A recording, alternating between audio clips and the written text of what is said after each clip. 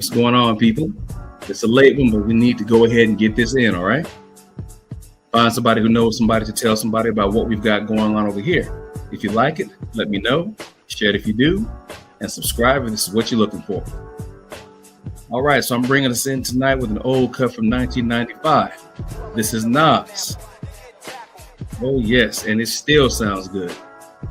One-on-one, instrumental version. Let's go ahead and let this flow for a second. Fair use, fair use.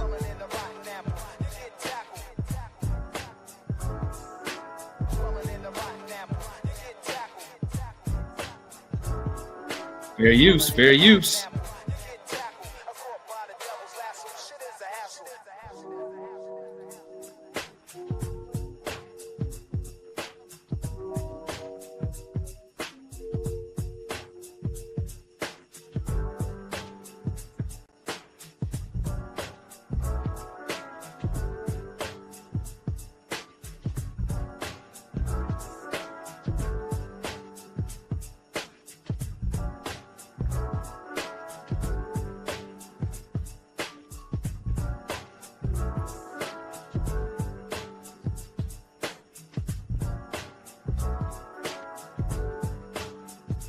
Fair use, fair use.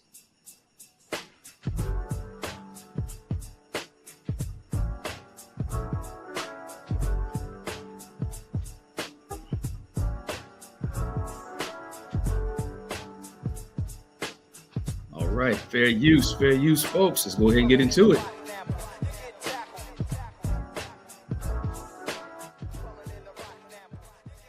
So we'll go ahead and put the music down for a moment. All right, so welcome everybody. Appreciate you showing up who's here. If we don't get a group like we normally don't of a large number, we know that people will catch this when they check it out on the replay. So again, I've got nothing but hours that I've got to get in here. So whether I have folks here with me or not, we got to get this done. So the conversation this week has been Charlie Kirk. Now, I've said numerous times, and I will continue to say so, it is inexcusable how this man passed. Now, be it the fact that I myself have not been who you would call someone who is enamored with his take on life, because it was racist, it was bigoted, and now we're watching the government that we know trying to legitimize his legacy of racism and bigotry. Smith, what's going on, man?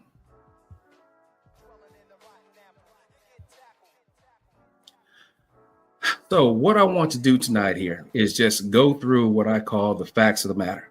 Now, anyone who knows me and knows what we do over here, we get down with facts and accountability and statistics and data if it is going to be presented.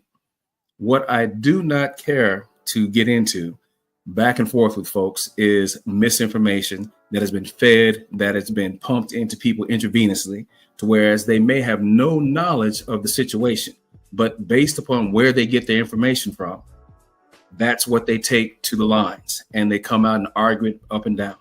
Mark Twain once said, and I'm going to paraphrase, is that you do not want to get into an argument with a fool. Reason being, they'll drag you in and beat you with experience. I'll go round for a little bit until I realize that it's a disingenuous, not to mention circular conversation. So that's what we are not going to do over here. So anybody who knows from being over on this side of the field with me, they know I come heavy with my receipts. I'm not going to say anything that I cannot substantiate, nor have I not thoroughly researched to ensure that I'm providing the best information there is.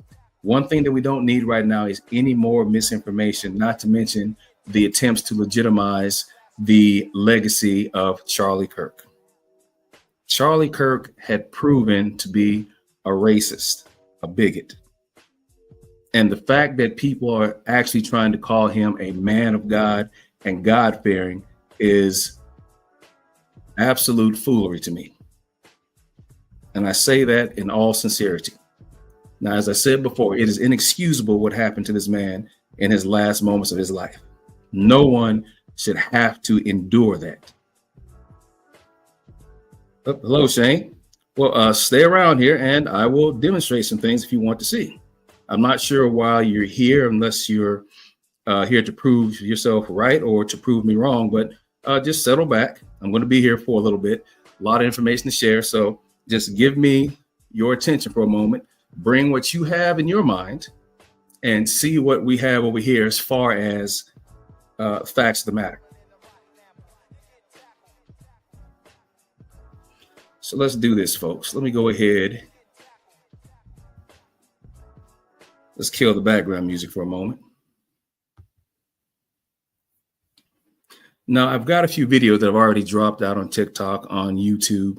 And at this point in time, it's almost 5 in the morning. I'm overseas traveling right now. So as opposed to me trying to put everything together in an original form, I'm just going to go ahead and share what's already here. So again, fair use, fair use. And let's get this started because I've got a good amount of information that I'd like to share with everyone tonight.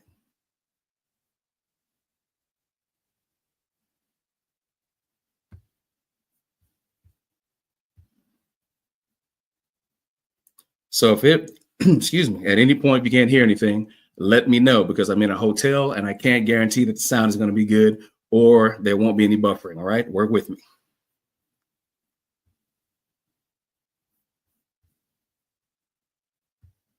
Hold on, folks. Let's go ahead and get this done. Charlie Kirk, bigot, racist, period. Nothing else needs to be discussed. Charlie Kirk spent his life disparaging others of different minority groups, race, color, creed, sex, and now in his death, which is horrible and inexcusable, they are trying to legitimize and provide valor for the words that he spoke. It is inexcusable how this man died, but what cannot be excused is the rhetoric and the vitriol that he put into the ether throughout his life. And I, for one, am not going to be someone who stands by and watches someone of the caliber of Charlie Kirk be given legitimacy for the harmful words that he spoke routinely. Let me show you something.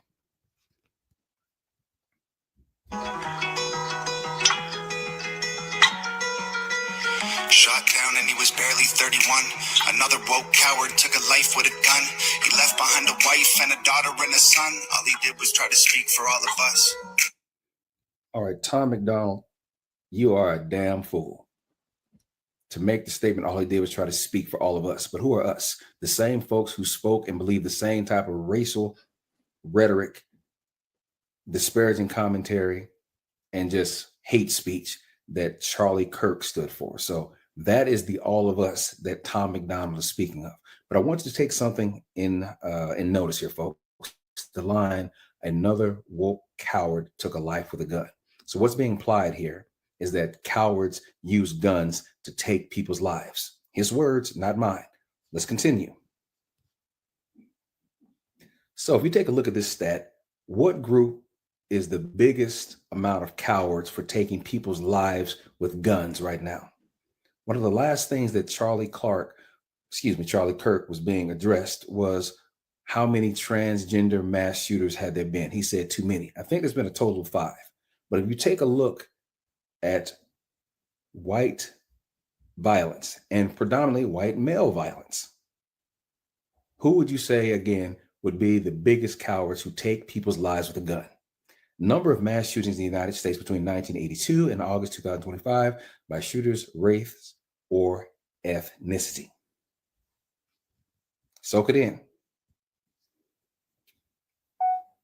I spent a lifetime inside of the Department of Defense school systems, and my friends, different colors, white, black, Asian, Hispanic. We all know who I'm addressing in this video. So don't get it twisted. Let me know if you like it, share it if you do, and subscribe if this is what you're looking for. What's going on? All right. So essentially now, if you cannot read the graphic, what I'll do is drop the link, drop the link for the graphic in the description once I go back and fill it out. But it showed that the leading mass shootings that were committed throughout the time period that was noted from 1982 up to 2025 was committed by white males. overwhelmingly. If you go back, just take a look at the chart. So it surprised me when I heard young Tom McDonald stating that another woke coward. Like, wait a minute. The shooter, number one, was not black. Number two, again, we know that DEI was not going to be inferred because DEI in code means black. So those first two things were out. And then when the political affiliation came to be, it showed that the kid had not even voted recently. Now, I need to go back and just verify that because I did watch the news coverage and everyone was still throwing in, he's this, he's that. But ultimately, what it came down to is what he was not. All right, he was not one of these progressive, one of these liberals. It was one of the Trump supporting folks who took this shot. And again, he should face every maximum weight that the law has to give, because you can't go around putting bullets in people because you have an issue with their ideology. Have this person sit down and have a conversation with you, have a debate, and if need be, take it to court. However, if you lose in court, you need to pay money. Now, what am I saying about the use of free speech? Even though a person may have the right to free speech, that doesn't mean that you can use your free speech to disparage someone else. And I believe that's where we've lost the angle here. But as you know, Donald Trump lost in the utilization of his free speech as he felt he could use it by disparaging and defaming E.G. Carroll. So that case is still roaming around here. I think he's trying to get out of paying, but as you know, he lost that case to the tune of $85 million. So she is yet to see any of that money right now. But again, that was Donald Trump using his free speech, and he lost because it was proven to be defamation and he was held liable. So moving on from that, as I said, there is a fair amount of information that I've got to go through. So I'm going to try and make this quick here because I know it's still late. Where you guys are is extremely late, almost dare I say early where I am. So I want to make this worth your while, all right? So let's go ahead and get rid of that one. All right, so let's keep it moving. Now, this is an interview that Charlie did a few years ago, actually about 2 years ago. And the question came up about guns and what his approach was on it. Fair use, fair use. Now, we must also be real. We must be honest with the population. Having an armed citizenry comes with a price. Wow. And that is part of liberty. Wow. Driving comes with a price. 50,000 people die on the road every year. Wow. That's a price. You get rid of driving, you'd have 50,000 less auto fatalities. But we have decided that the benefit of driving, speed, accessibility, mobility, having products, services, is worth the cost of 50,000 people dying on the road. Wow. So we need to be very clear that you're not going to get gun deaths to zero. It will not happen. Right. You can significantly reduce them through having more fathers in the home, yes, by having more armed guards in front of schools. Now, more fathers in the home. Who do you think he was addressing with that comment? Let's continue on. Fair use.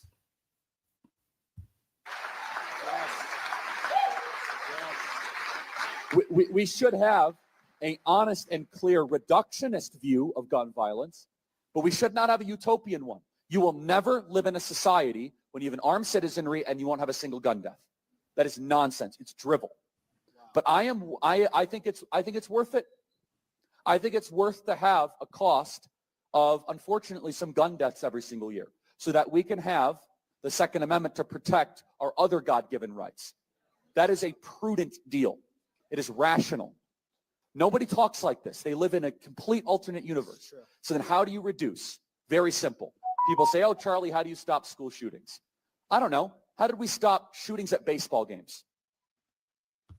Now we must... Ooh.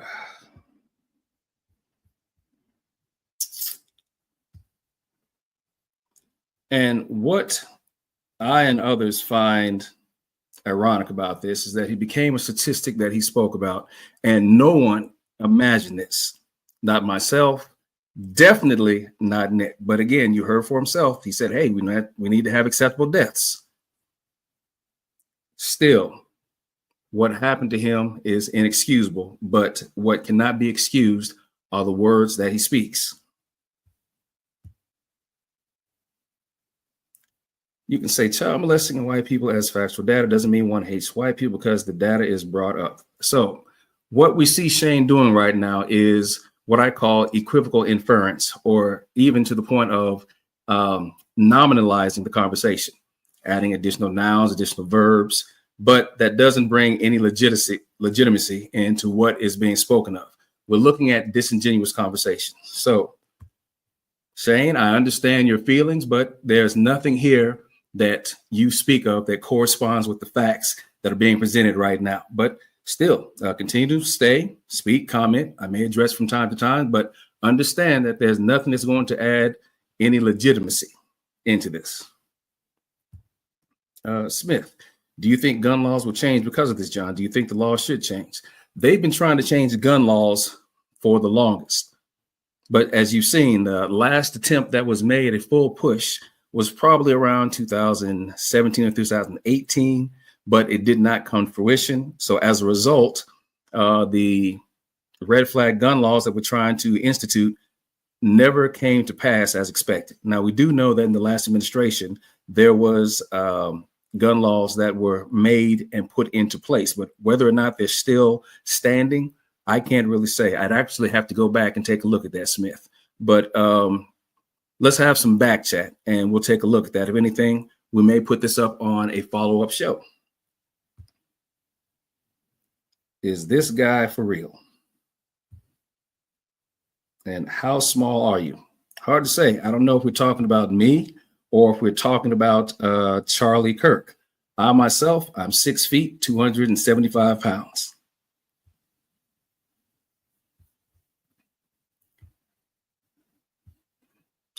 All right, so as I do this, I want to try and make sure I take down some of the tabs here so we don't end up buffering, because that's generally what happens when you're in some of these hotels overseas using the internet.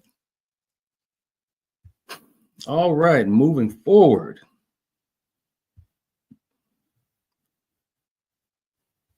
Let's go with the next video here. All right, so what I want to point out here is that this video starts out, the first bit is chopped off.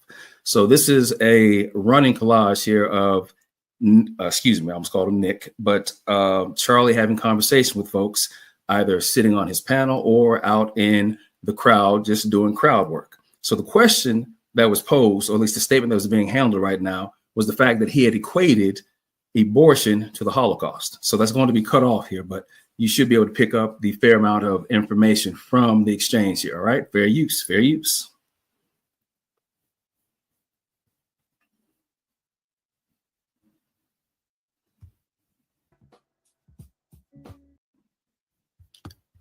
Wait a minute. Let's back that up. There we go. It's worse. Have a look at Charlie Kirk in action. Rob her, happening all the time in urban America. Prowling blacks go around for fun to go target white people. That's a fact. Black crime is a major issue in our country. Why are you pushing criminal justice reform exactly? Joy Reid and Michelle Obama and Sheila Jackson Lee and Ketanji Brown Jackson, they're coming out and they're saying, I'm only here because of affirmative action. Yeah, we know. You do not have the brain processing power to otherwise be taken really seriously. You had to go steal a white person. Now, what tickles me about this is that if anyone knows, Charlie Kirk never finished anything past high school. He started college, but did not finish. The three women that he's taking the time to disparage right now, as a minimum, all have master's degrees and above. But yet he makes the statement that they do not have the brain power for processing. Now, the crazy thing here, as I said before, is that each of these individual ladies has got higher level qualifications. Charlie does not. So what do you say in that situation? Well, I say this: people who fail to qualify will disavow and also disparage, which is what we're seeing. Fair use.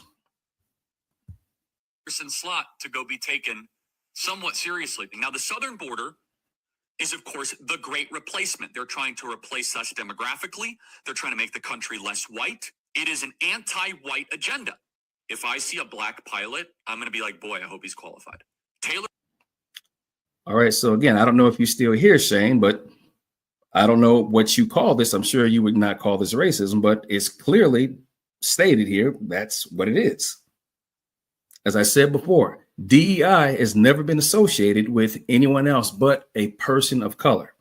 You heard it himself. If I see a black pilot, I'm thinking, gee, boy, I hope it's not DEI. How many ways can you explain this? You can't. But again, I'm not going to sit here and attempt to continue saying that this man is a racist or a bigot. I'm going to let him show you himself with his own words. Fair use. Taylor Swift is now engaged to Travis Kelce. This is something that I hope will make Taylor Swift more conservative. Reject feminism. Submit to your husband, Taylor. You're not in charge. America was at its peak when we halted immigration for 40 years and we dropped our foreign-born percentage to its lowest level ever. Miss Rachel, you quote Leviticus 19, love your neighbor as yourself. The chapter before affirms God's perfect law when it comes to sexual matters. In Leviticus 18 is that thou shalt lay with another man shall be stoned to death. Can we get that picture up, Ryan, of that Marvel's Avenger team? Now, I don't know who the person is on the left. Is the person on the left that came and did the interview with Joe, the TikTok?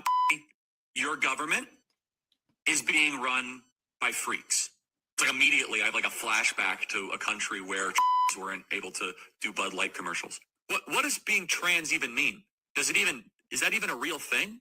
It means you need therapy. We must ban trans-affirming care the entire country.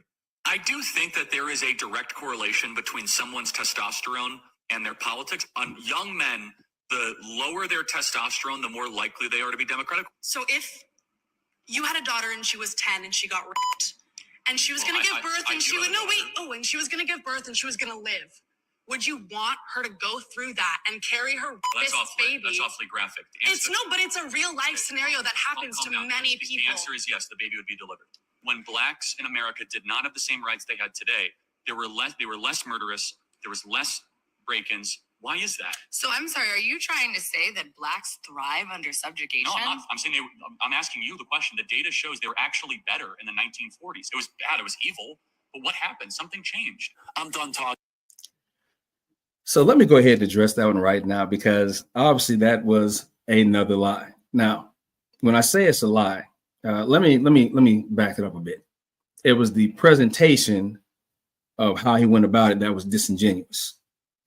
Now, the one thing that he's not talking about when he says that before blacks had rights, there was less break-ins, there was less crime. No, it had nothing to do with blacks and crimes. All right. The less privilege that blacks had was just how life was when you looked at systemic racism back then, redlining, redistricting. Those basic factors right there had a lot to do with blacks not having access to higher income at that particular point in time. But we also have to remember that it was still the Jim Crow era. So he tried to say that crime was lower, but it seems as if as crime started going up, he was trying to say that, well, the more privileges and rights we gave, it was blacks who were responsible for criminality. Now, there's another chart that I will have to bring up, or actually I'm going to link in the description, that demonstrates who the prison population is pretty much, I won't say run by, but inhabited by. And the prison population as of right now, at least back in 2023, when the last, census was done for prisons from the Bureau of Prisons, is that you have more white inmates now, or I don't know, I shouldn't say now, but you have more white inmates than black inmates, than Hispanic inmates, or Native American. But yet we hear Charlie Kirk talking about criminality. And there's always this thing of attempting to link blacks to criminality. People seem to forget that back in the old days, the 20s or the 30s, when you were running moonshine or any other type of drug prostitution, it was the Russians, it was Also the Irish mafia. You had the Russian mafia. All right. Everyone seems to forget that this was the criminality that was going on back then. Blacks weren't running anything. Even in the 60s and 70s, as the drug trade was taking off, blacks didn't have airplanes. No, we weren't running airlines that we were able to go into different countries like Cambodia, Afghanistan, bring back poppies, opium. We weren't doing that. But yet, as you see right here, the conversation of criminality always gets linked back to blacks. Even back in the 50s, you had the law and order conversation that started back then, which was attempting to link criminality to the civil rights movement. So if there was an opportunity to make it look as if the Negroes were committing crimes, that's what was done. This is the type of rhetoric that he's relying on right now, hoping that the majority of you do not see the information that I'm sharing, but instead will take his information and others like him at face value. Fair use. Talking about Epstein for the time being. I'm going to trust my friends, the administration. So you're Yeah, trust his friends, the administration. Because we know we'll get a lot of answers from that, right? So again, let's go ahead and remove that screen. While I'm at it here, let me go ahead and reach down to the catacombs. So there's a lot more coverage that's been going on in the last few days since Charlie's death here.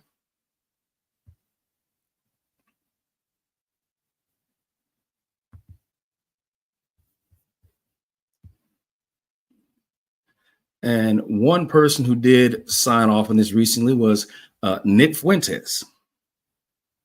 Now, Nick had a lot to say himself. So before we do this, let me go ahead and bring this up.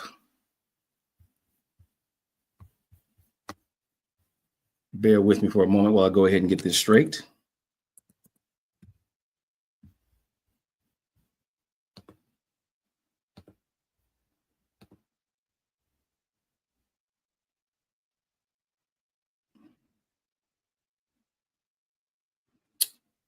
I'm just going to share the entire window. We'll do it that way.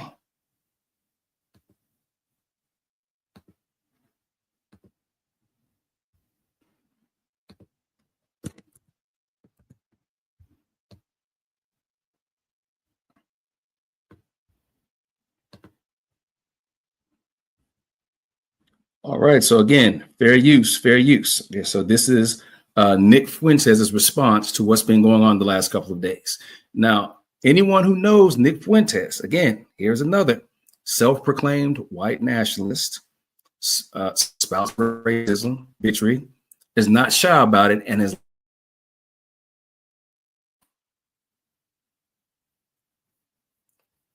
sorry about that, folks. Again, like I said, I'm in the hotel, so the Wi-Fi we have is what we have. So as I was saying, Nick has not hid his affiliations. He makes it clear who his heroes are, and they're all alt-right. But rather than me talk about it, let's hear what Nick has to say about the situation. Fair use, fair use. Very delicate situation. This is a very delicate situation. I fear that this has set off a chain reaction. I pray to God there is no further violence. I pray to God that nobody else is hurt as a result of this. I hope that it stops here. It should stop here. To all of my followers, if you take up arms, I disavow you, I disown you in the strongest possible terms. That is not what we are about. And the same goes obviously for the other side. And I want to make that very clear. It would be. Now, I'm amazed when I listen to him say, oh, this is not what we're about. Now, maybe he's saying that we are not about gun violence. But rest assured, there's been calls from violence from Nick Fuentes in the past. But what we've seen transpire right now, I'll give him the benefit of the doubt for right now. He's not talking about anyone picking up guns or anything along those lines. But still, to hear an admitted white nationalist, racist bigot speak in this manner and to also invoke God, it shows here that we're now moving to that other area of extremism that is not talked about too much, and that is Christian extremism. Fair use.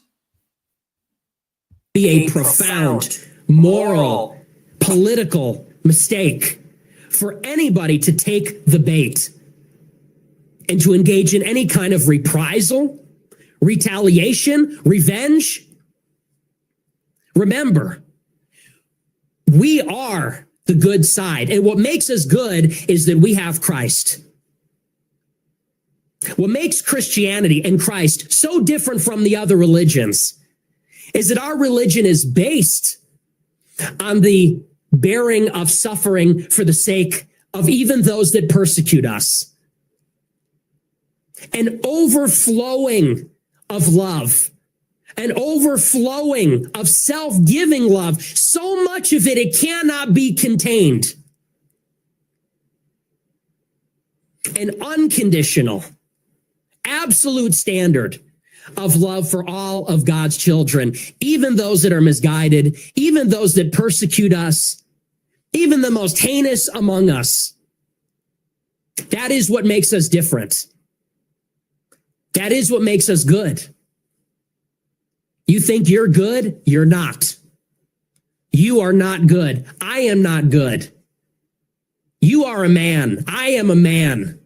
You are a sinner. I am a sinner. We cannot save ourselves. We cannot save this world. God can save us. God can save the world. And God saves us and God saves the world by drawing all of us up onto the cross with him. And we join not just in his glory, but in his suffering. Real suffering, not imaginary, not a nice story, real suffering, real death, real destruction, real misery. We bear a cross like Christ bears a cross, like his disciples, like the martyrs, like the saints bear a cross. And you better get comfortable up there. Drink up.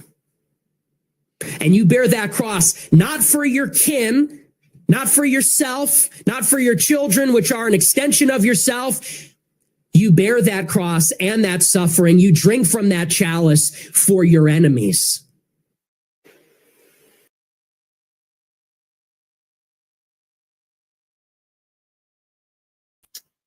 Yeah.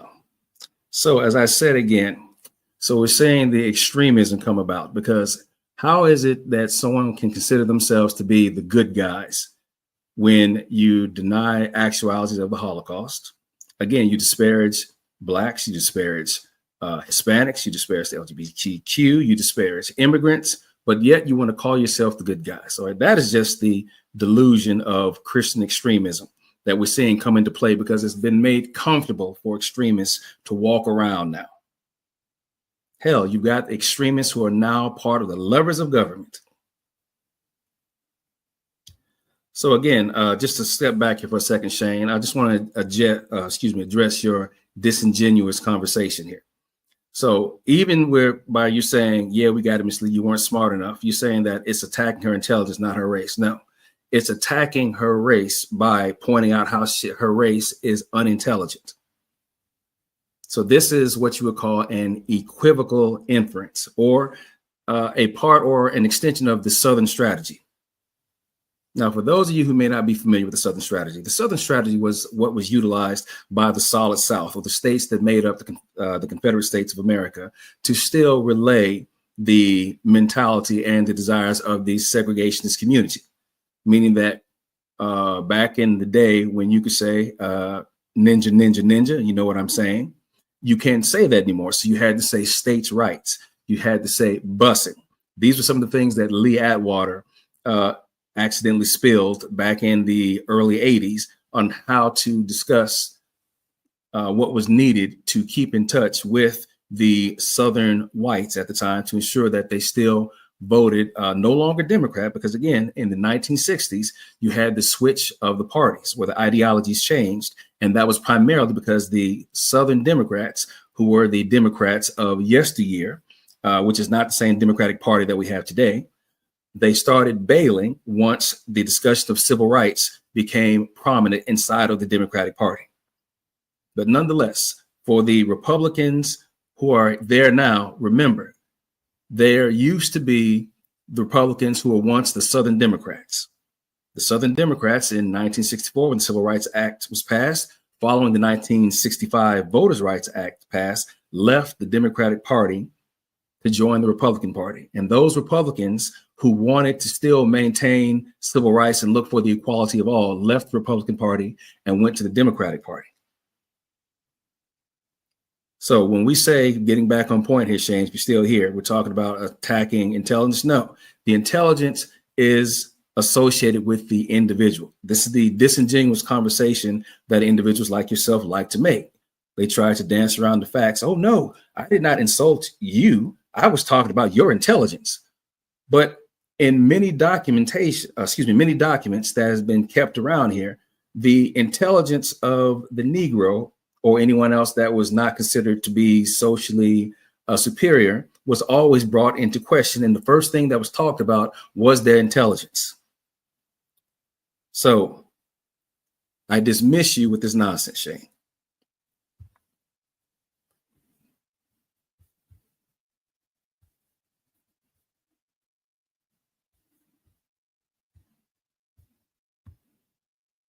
And again, I'll tell you, let me bring this back here, Shane. So if she said she got in school with affirmative action, that's right. Affirmative action was put into place because of the fact there was no merit in the beginning. Because there was no merit, because there was nothing that allowed equal education to be had, that's why affirmative action was created, to ensure that opportunities that were not presented were made available. Now, a lot of this stemmed from Brown versus the Board of Education in 1954. But at that same time, we hear the issue of school choice that's trying to be pushed once more. School choice was a segregationist tactic, whereas they did not want their white children going to school with black children. So what the instance of trying to get school choice to go through and what it was based on was trying to shut down the public school system. And then by having that shut down, the monies that normally would go to the public school system would then be transferred to private schools. Now, I'm going to have a show on that in the upcoming weeks here to discuss more of how, again, the whole issue of school choice was in the beginning and still is a concept that the segregationists were pushing. And we're still seeing the same thing being attempted today. But getting back to Ms. Lee, yes, she stated that. And she stated affirmative action was required in order for her to get her opportunity, because without it, there never would have been an opportunity. So clearly, I realized, Shane, by the conversation we're having, that I'm dealing with someone under the age of probably 35 or so. So there's a lot of knowledge and history that you're probably not aware of.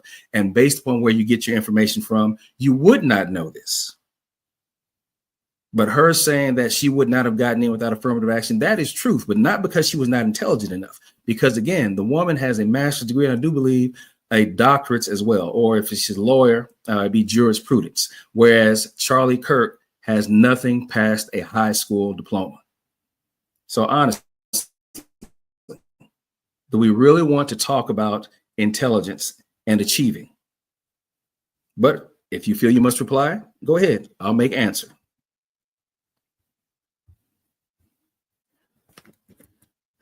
Getting back on track.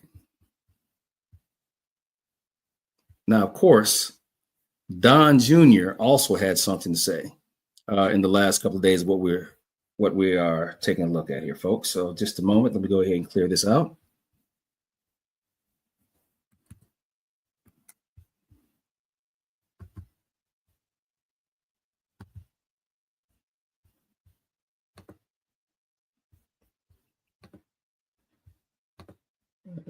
Share screen.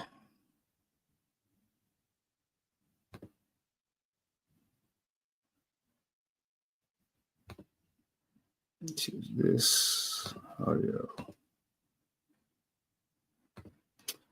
All right, folks, again, let me know if you can't hear this. Fair use, fair use. They realize they lost the debate entirely, so they have to resort to violence. And contrary to what we're seeing elsewhere and online, it is not going both ways. It is going one way It's coming from those aligned with the Democrat Party. The hate has been fomented by those in the Democrat Party, and you can probably play hundreds of hours of those clips. It's coming from the media. Some of them are doing a quick course correction and probably scrub their social media feeds for all the things I've said about Charlie, myself, my father over the last few years. But you can't call someone who you disagree with or simply can't win an argument with a Nazi, a fascist, a dictator, a greatest threat to democracy in the history of civilization, and then pretend you had nothing to do with it when the more radical wing, and there does not seem to be all that much difference to me these days, takes up arms and tries to kill those they disagree with. It's not one way. It's not both ways. It is simply one way. And anyone who's saying otherwise, should be thrown off the air.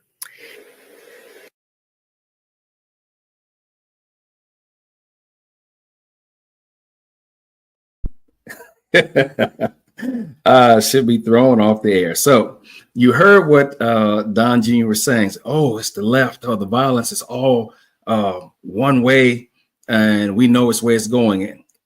So it actually is not going in the way that Don Jr. was stating here.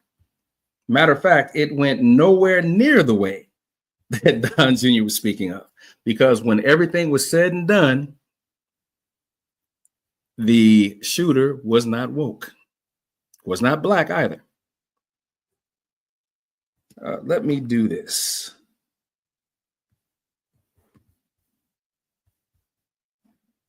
Rather than have a conversation about it, let's go ahead and show it. So here is, as everybody knows, this is the shooter.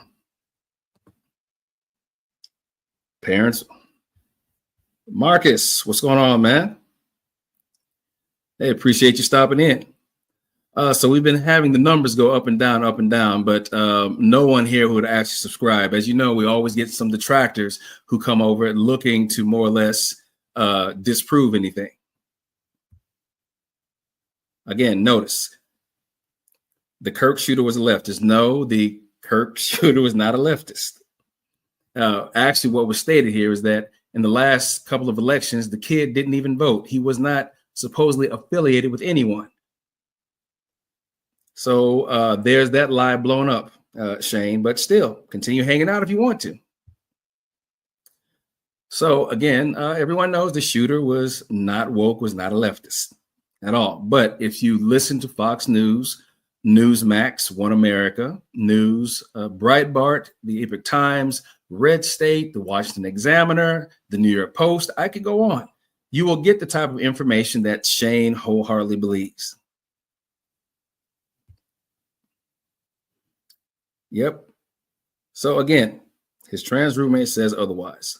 So I'm always one to say that if there's any information that you know of, by all means, bring it. Show it. Do what I do as I'm doing right now, Shane. I bring the receipts. Find some, and we'll check it out. So what do I think about the situation? So as I've said before, no, this was still a human being. And the way that he went out in life in front of his children like that, no one should experience that. No one, regardless of your ideology. It's inexcusable the way that this man died. But as I've been saying since the start of the stream here, what is inexcusable is the racist rhetoric, and vitriol that he spewed that is being attempted to be legitimized right now. That is a whole problem. But again, more folks who did not know anything about Charlie Kirk, who are now seeing some of the information that I'm sharing that is being broadcasted on larger platforms, are now realizing what the danger is. Yeah, I mean, there's has to be a level of fairness or somewhere where we can meet in the middle. Now, regardless of how I look at Nick Fuentes or Charlie Kirk, they both are cut from the same cloth. Although I believe there was some feuding that Nick Fuentes had with Charlie Kirk, because he said that Charlie Kirk was a fake in regards that he was not a true Christian, that he was there just to more or less get props for that. That was a beef that was spinning off between the two of them, but that was prior to Charlie Kirk's death recently. So Nick Fuentes was having a go at Charlie Kirk because of the fact he did not believe that he was a true dedicated Christian, and he was just into it for the likes and to more or less get his clicks up.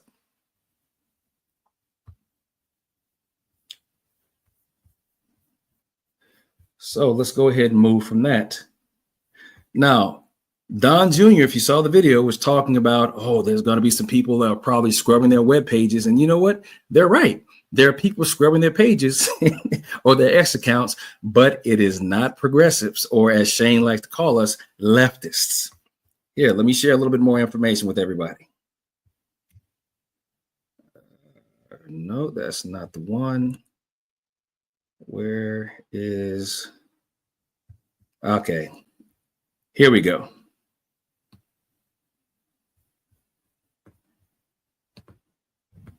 Just a moment, folks. I need to bring this back up to full screen.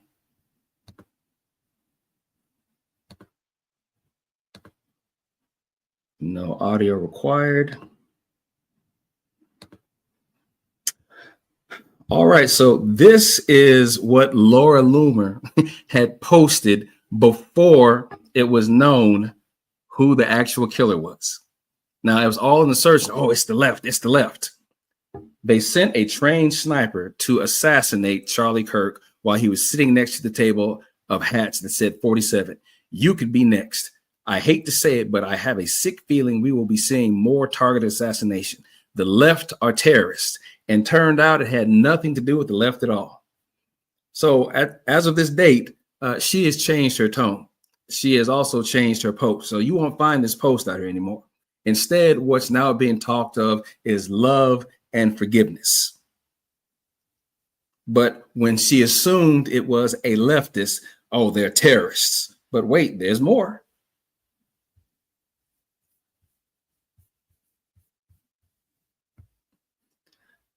Hey, Marcus, you need to let them know, man. I come with receipts.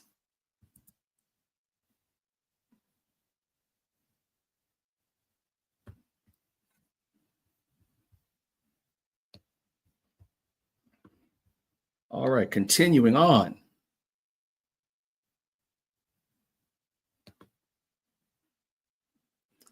Yep, leftists throw fast around like Tyler did on Charlie's bullet. Nothing right about that. Well, there's also some misgivings now about these shell cases and bullets and so forth, Shane. But again, I'm not going to disturb or anything that you feel that might be considered right. See what I did there? It might be considered right. But nonetheless, please keep commenting. As always, as people know, I reserve the right to be proven wrong. But until you can do so, basis the information that I'm finding, you're just spitting propaganda, partner.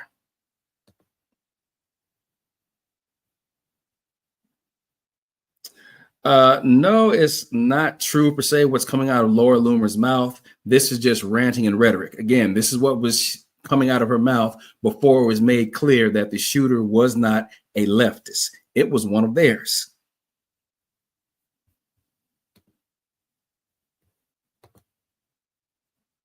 So this was the follow-up tweet that she had. It's time for the Trump administration to shut down, defund, and prosecute every single leftist organization. If Charlie Kirk dies from his injuries, his life cannot be in vain. We must shut these lunatic leftists down once for all. The left is a national security threat. Yeah, man.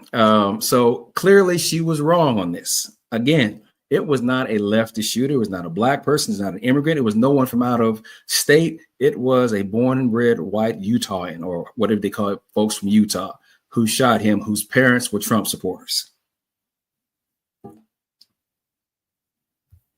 But you still have people try and make the claim it was a leftist, you know, like this guy.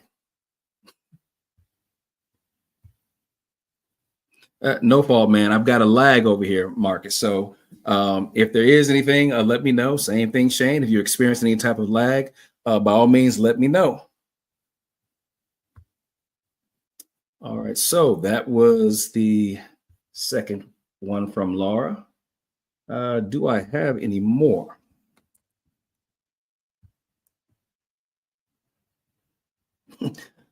Of course I do. Now, this one was before the incident that we're discussing right now. Now, this was an older tweet, but this goes back to, again, folks starting to see Charlie was propagandizing what he was doing.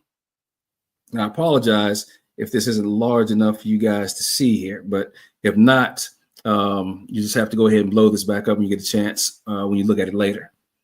So I'll just give you a bit of context here. So basically, she was upset with Charlie Kirk because of the fact that it seemed like he was not really as into what he was preaching as was being relayed or seen by folks from afar. Let me give you a little bit of the verbiage here. I don't ever want to hear Charlie Kirk claim he is pro-Trump ever again. After this weekend, and right now I'm not sure what weekend that she was referring to. After this weekend, I'd say he has revealed himself as a political opportunist, and I have had a front row seat to witness the mental gymnastics these last 10 years. Lately, Charlie has decided to behave like a charlatan, claiming to be pro-Trump one day, and while he stabs Trump in the back the next. Turning Point USA was only able to thrive thanks to the generosity of President Trump. On the one-year anniversary of the assassination attempt on Trump's life, Charlie hosted Comic Dave at Turning Point's SAS conference, where Dave Smith was able to speak to a bunch of conservative youth at an organization that claims to be pro-Trump. Oh, hello, Caleb. Yep. R.I.P. Charlie Kirk. May God bless his family. So as I said before, Caleb, if you're new here, it's inexcusable what happened to Charlie Kirk. No one should experience that, especially in front of his family. But as I made mention before at the very beginning of my broadcast, people seem to forget Medgar Evers, Martin Luther King, both men shot and assassinated by cowards, shooting from afar, hiding off of rooftops and hiding from bushes. Now, the thing here is that when you look back at that particular point in time, the outpouring and expression where there may have been some was not to the extent of what we're seeing right now. Again, we had civil rights icons who were working to ensure racial injustice, racial inequality, and a racial divide was closed, and their widows were able to live and see that happen to a degree. They were able to see that. Again, these were men who worked to decimate racial inequality, racial injustice, and to close the racial divide. Whereas, again, we sympathize with Charlie Kirk's wife. We sympathize with their children. But the legacy that was left by her husband was one that was opening the divide. I'll say it again. Whereas Martin Luther King and Medgar Evers were trying to close the racial divides, and their legacy showed that they were trying to bring an end to racism, Charlie Kirk's legacy more or less attempted to broaden the racial divides and to perpetuate racism and bigotry. So I need to make sure that you understand that, Caleb, from the perspective that's being shown and demonstrated and provided over here. There's no aid and comfort that are given to extremists on my platform, but we can still have the discussion about what these people did, not to disparage them or make jokes or laugh about it, because it's not a laughing matter. Because racism and bigotry is still an issue. It has never gone away. But in this day and age right now, we're seeing it being legitimized.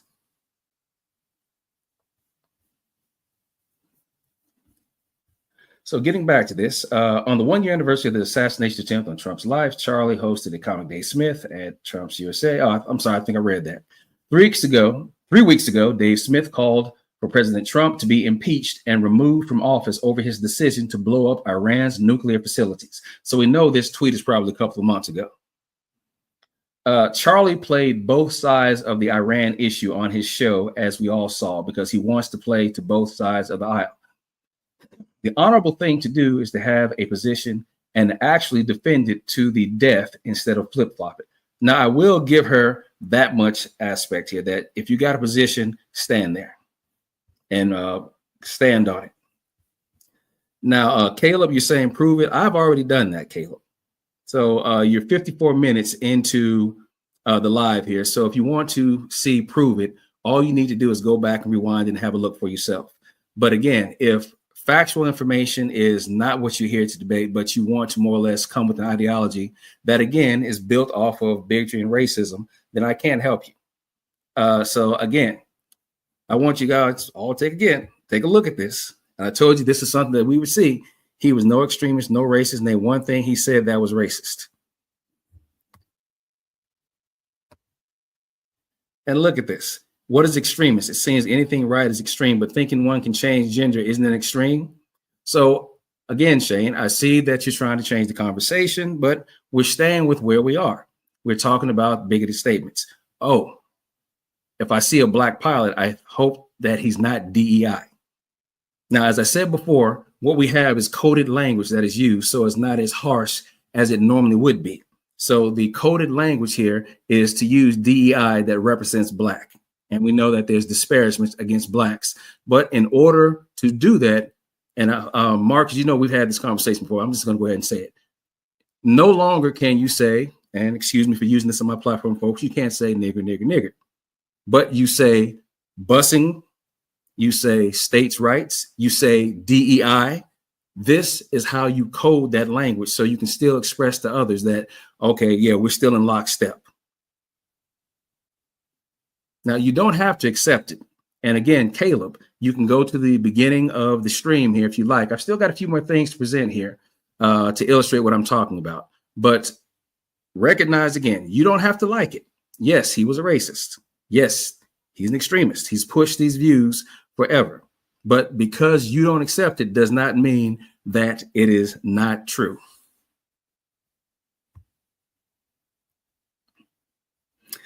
Hey, what's up, Smith? I thought you probably gone to bed yet. I know it's almost, what, 6 in the morning? I'm still up over here. I didn't agree with the things he said. I feel bad for his poor family. His poor daughter was only 3. Yes. And that is what I can sympathize for. Now, remember, Charlie Kirk said empathy was a made-up word that was destructive. He said, oh, I don't believe in empathy. But yet, somehow, we as others are going to show that to his widow and children. And notice now, what Caleb is doing now is this disingenuous conversation. So now you know what I believe. No, I don't. I don't know what you believe. I'm not going to have a conversation about what it is that you feel your belief is. That's not for me to say. Again, I'm speaking on what's been shown and proven through the actions of Charlie Kirk. Your belief system and how you take that is different from what I would be able to give anything or postulate about. No, that's not for me to say.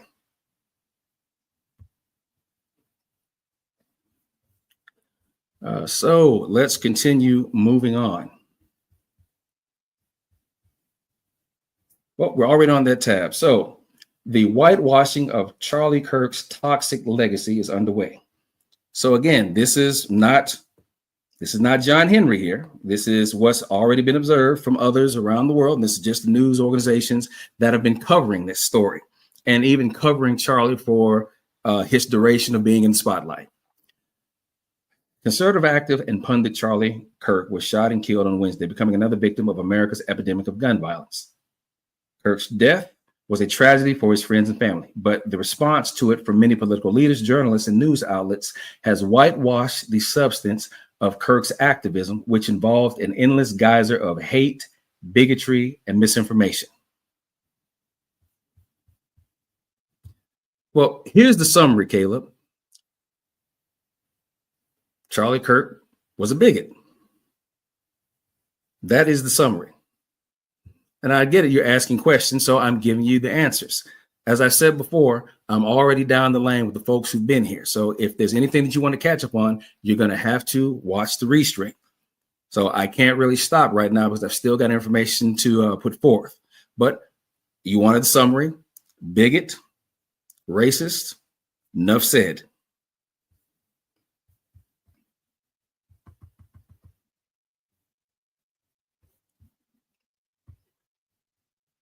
Summary of my proof, I just gave it to you. You want more? If you're not satisfied with the summary, you can watch the beginning of the video up until now. So that's about all the attention I've got to give to you, partner.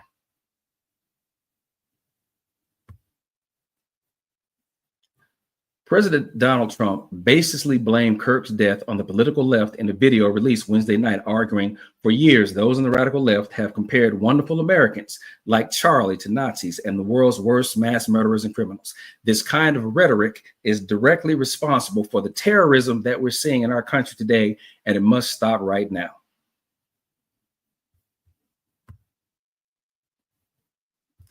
Now, it's funny, Donald Trump is going to take the stage to talk about terrorism.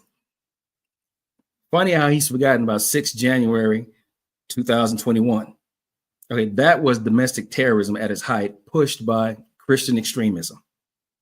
You could see the crosses, you could see the shirts. Trump was, what was something about Trump was anointed by God. All of this you saw. There is proof that goes back 4 or 5 years. But funny enough, Donald Trump has the audacity to talk about terrorism while negating everything that he was found to have committed himself. But I digress. Trump did announce on Thursday he would award Kirk the Presidential Medal of Freedom, which Trump previously awarded to the notorious racist Rush Limbaugh. Yes. So Trump, again, as I said before, is legitimizing the bigotry and racism and more or less what is going to be left of Charlie Kirk's legacy.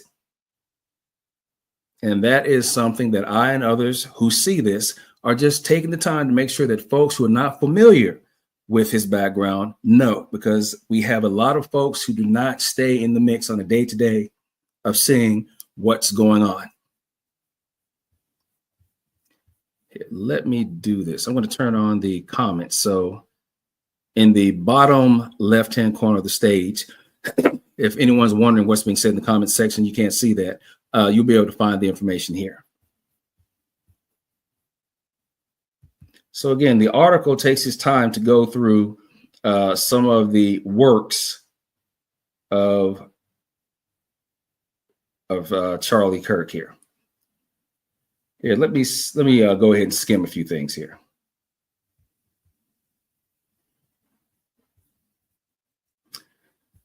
We know Brian Stelter. I think he's still with CNN right now.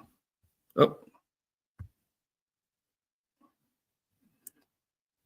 Yep, John put some of the things he said at the start of the stream, buddy. Yeah, funny enough, Caleb. Now, how is it that I told you the exact same thing? You didn't want to hear it, but Smith is telling you the same thing I told you, but it's all right for you to go ahead and take his information. All right, we'll leave it at that. Before I go any further here, so the whitewashing of Charlie Kirk.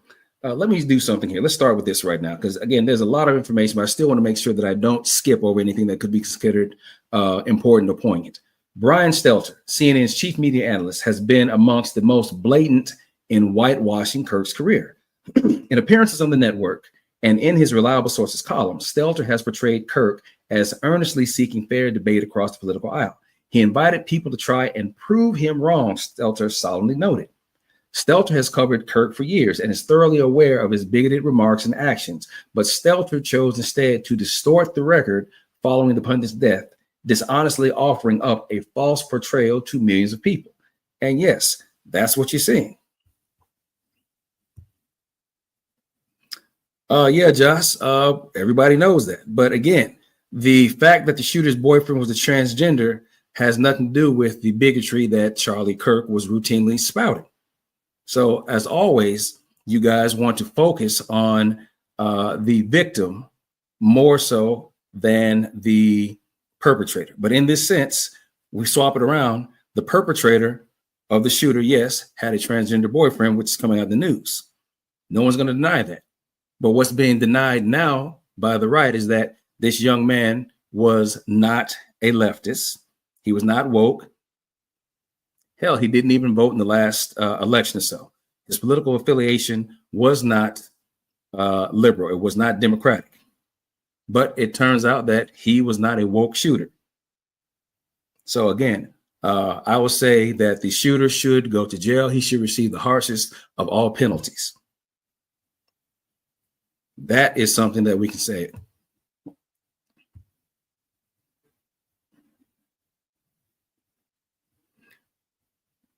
If you want a specific time, Caleb, you can probably wait a day or two when I do time stamping. Otherwise, hey, buddy, you're just going to have to take a look at it. See, you're here for a quick fix somehow that you think will substantiate your argument. Whatever you want to argue about, anyone who's been following me since the beginning of the program knows that you've got nothing to stand on here other than the ground and the sneakers that allow you to do so. But keep watching.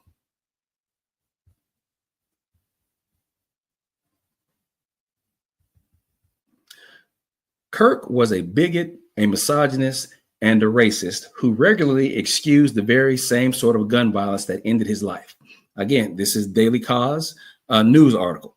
I'll go back up to the top and you'll be able to see where the story is and pull it down for yourself.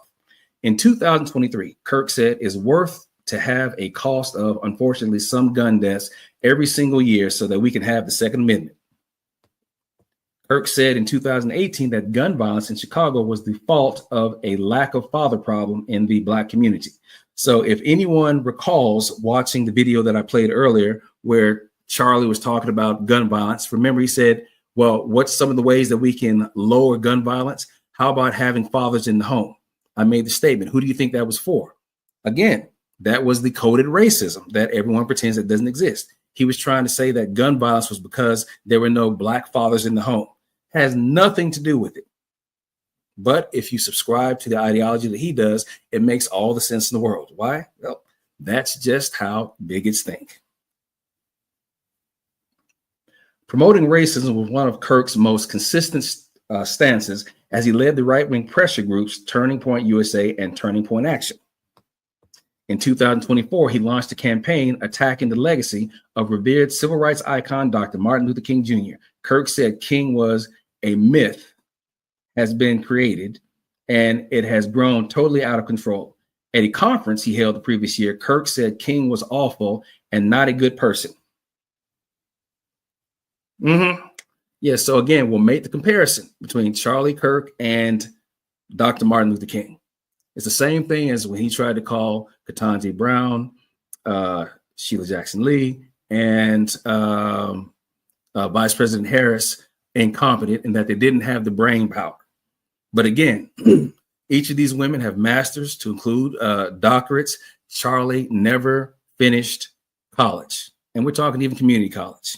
But hey, you go ahead and take his word for everything about who is and who is not an intellectual or a good person based upon what they've done for the community, to include for the race, as in human. Kirk claimed that the landmark Civil Rights Act of 1964 had become a beast and is an anti-white weapon. Basically, he'd stated that that was the arming point for DEI. Now, when we think of DEI, it no longer means the original concept, which was division, diversity, equity, and inclusion. DEI has now become what I refer to as Trump DEI, division, extortion, and intimidation. I'm going to probably have a challenge online to see how many ways that can be explained differently by using those three letters and what people can come up with. But again, when you hear DEI nowadays, it's either going to be used as a pejorative to discredit and disparage Blacks. But if we want to use DEI in the sense of what it is represented by right now, by the threatening of law firms to remove their security clearances, the threatening colleges to prevent them from receiving their grants that have already been allocated, threatening banks with sanctions because the fact that a made-up crisis is now being pushed out, stating that Christians are being discriminated against as well as conservatives. Trump DEI, division, extortion, intimidation.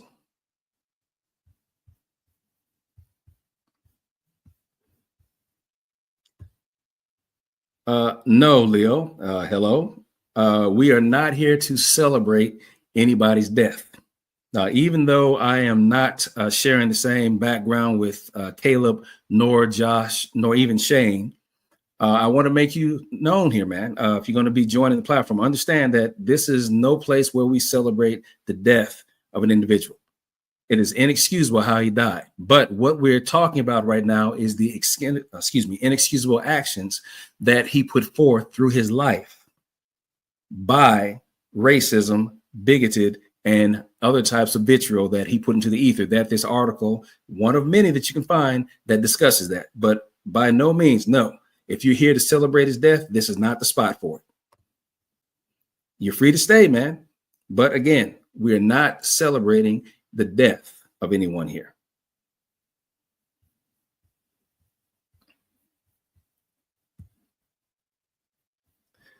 Now, going back to what Don Jr. was saying, if you recall from the video where he stated that, oh, here we go. Somebody is going to be clearing out their boxes, sanitizing their pages. They're going to be changing everything based on the information that's presented. Nobody on the left side is changing any information.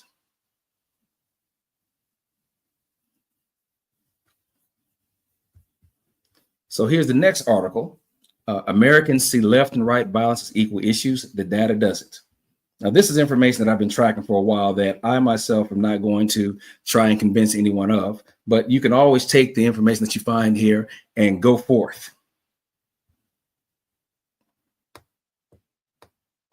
There's a wide gap between right-wing and left-wing violence in the US, and it doesn't line up with what many Americans believe. A YouGov poll released late Wednesday found that Americans are almost evenly split on which side poses a greater threat.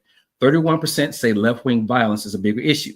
33% say right-wing violence is, and 36% weren't sure. The partisan divide was clear. 2/3 of Republicans blamed the left, while 62% of Democrats expressed more concern about the right. Now, if you guys can't see this, let me know, but the articles will be shared later. So if you take a look up here, this is going to give you a breakdown of how violence between left and right is viewed.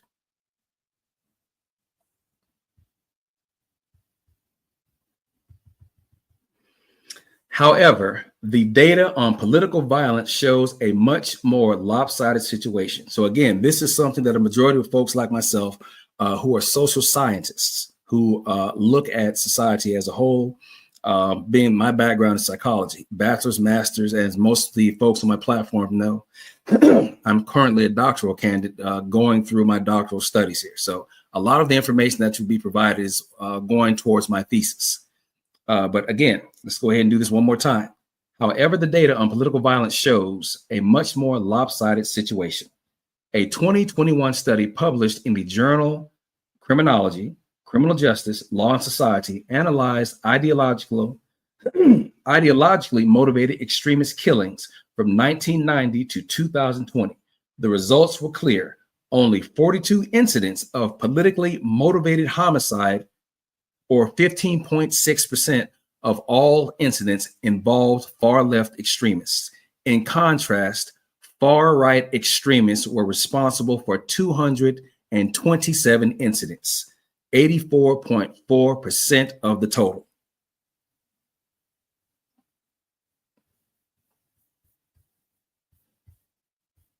But before, let's do this. Now, take note, everybody. Caleb was upset because he thought he was going to be able to walk in here and say, you're wrong. Prove me right. Well, there's nothing for me to prove here that information has not been provided. As we've said, Caleb, we've already provided enough where anyone who's here knows and can see for themselves that Charlie Kirk was a racist. Now, if you choose not to believe that, it's simply because you just are in complete denial. I'm not going to change that. I'm not trying to do that. All I'm doing is presenting the facts as they are, because the facts write themselves. I'm just showing people where to find them. And if you find it and choose you don't want to believe it, so forth.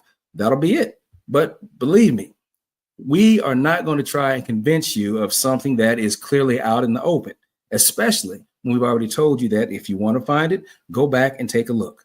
It's in between 0 minutes and up to now.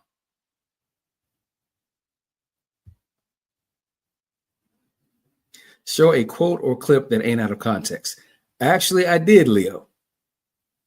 So, and again, as I've said before, time is pressing on. All I can tell folks is that, hey, you can go back and take a look. That's the beauty about video. Now, all the time that Caleb's been asking, he could have gone back and taken a look. I would probably say the first 10 minutes is all you need. That's where I can give it to you. Again, I'm not going to have anything timestamped just yet, so I can't tell you specifically where it is because this is a live recording right now. So the best I can tell you, between 0 and 10 minutes is more than enough information, or 0 to 15. So that's the best thing that I can tell you, Caleb. So understand, there's no one who's going to stop and go back here. We're going forward, and that's where everything needs to go. So again, I'm going to go ahead and read this back one more time.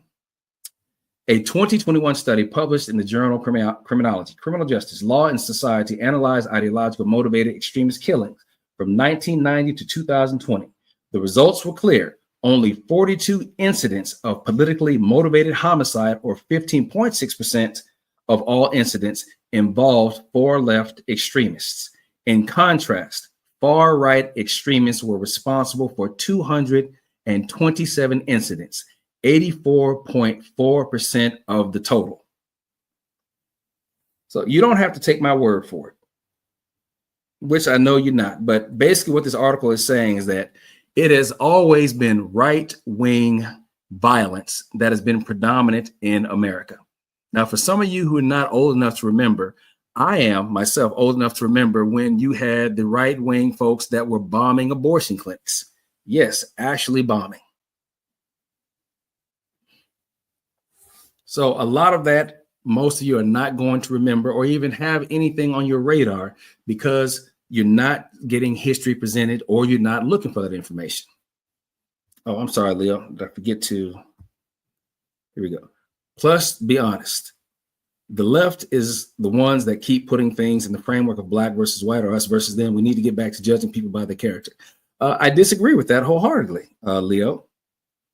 It's not anyone putting us versus them.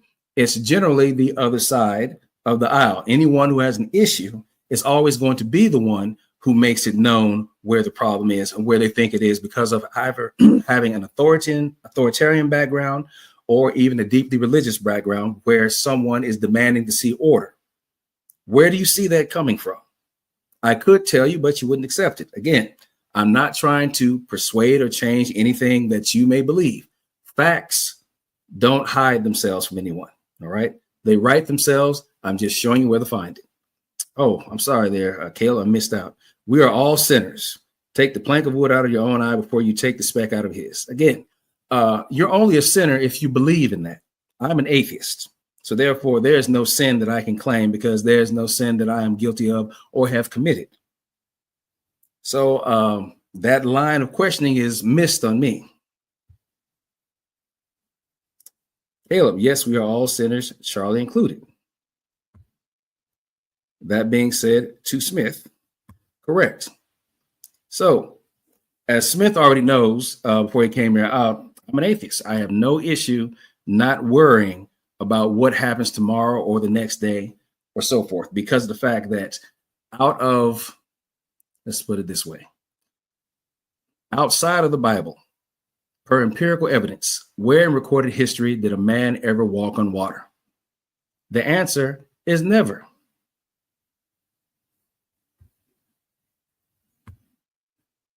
Yep, you don't believe we're sinners even if you're, no, I don't, because sin is only something that is, exists in theocracy.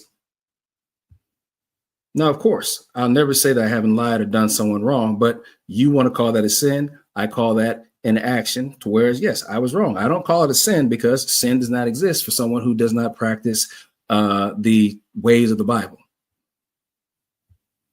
Yes, in your context, it's sin.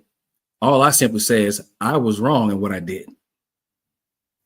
But if you need a label that works for you, now notice, you need a label that works for you. So there it is. Oh, no, he's talking to me, Caleb, which again is just a waste on his part because how are you going to have a conversation with someone who doesn't share your beliefs? I don't, but I will still have the conversation with you nonetheless.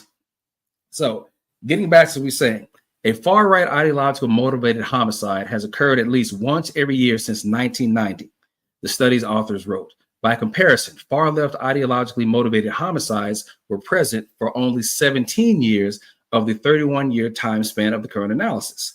As in this pattern of far-right violence hasn't slowed since 2020, the final year included the study's data. So what's being missed for the most part here is that you can see definitely that the far right has been the culprit of violence politically for the most part for the last 30 years. Now, whether or not you choose to accept that, it also goes to where you find your belief system that it comes from. And this goes to the Christian extremism that we're seeing right now that's becoming more and more apparent because the comfort level has been raised based upon Donald Trump now allowing it to be proselytized or to allow people to proselytize in the business place.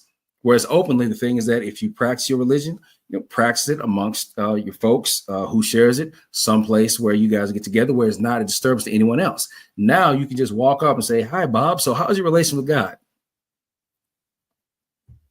But that is the idiocy that we see that comes with forgetting that America is not a Christian nation, but extremists believe so. But there's nothing written in the Constitution, nothing in the Bill of Rights, any place stating that America is a Christian nation. It is not, never has been.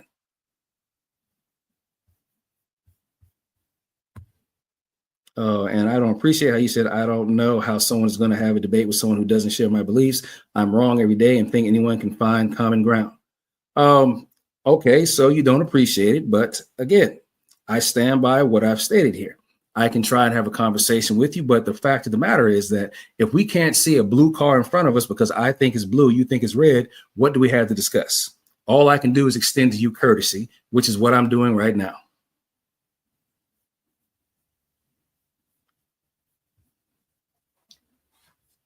So as it says here in the article, for instance, the study doesn't include January 6, 2021, attack on the U.S. Capitol, for which President Donald Trump later pardoned his supporters. And in October 2022, an assailant broke into former House Speaker Nancy Pelosi's home and attacked her husband, Paul Pelosi, with a hammer. Earlier this year, Pennsylvania Governor Josh Shapiro's residence was set on fire while his family was sleeping inside.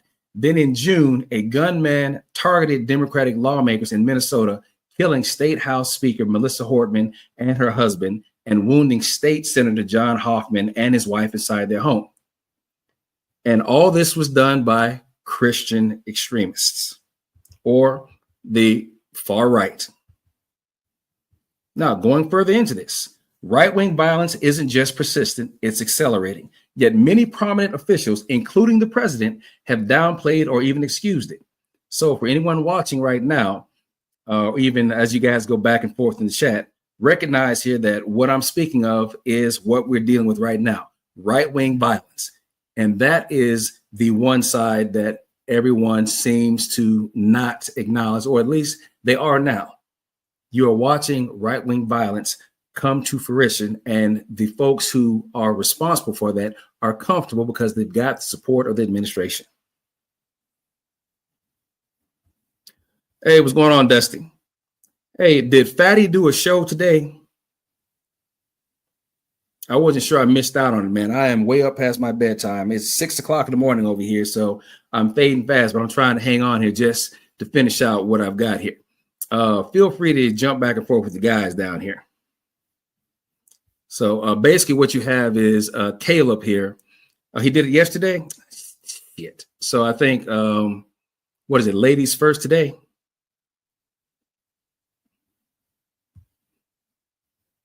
Yeah, we can probably look at this at another time. Let me give you my email address.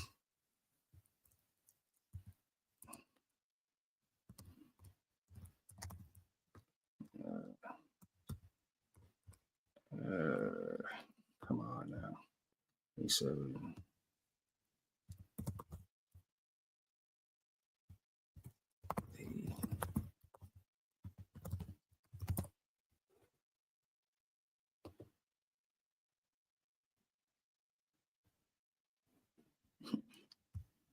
Freddie got stuck as in timeout. What does that even mean, man?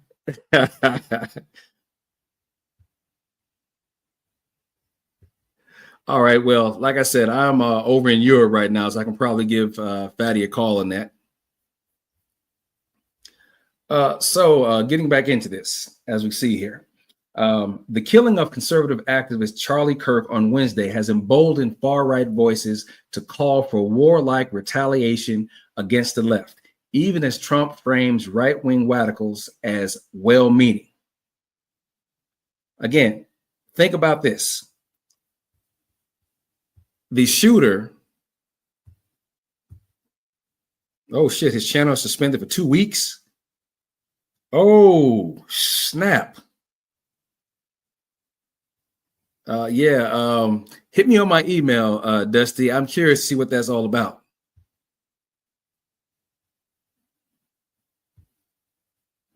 It's not my job to show you proof. I'm not your dad. Go and do your own research. And of course, claiming random crap. See, this is what happens when folks know, or I won't say know, what folks are in fear of being proven wrong. Although they're given the direction where to go, they'll still stay under the lamppost where they have the light that they brought with them, but they don't want to walk off the beaten path and take a flashlight to see what's out there. Not a deal. All right, man. I'll just go ahead and give Fatty a call later on, Dusty. Appreciate it for knowing, though, man. Thanks.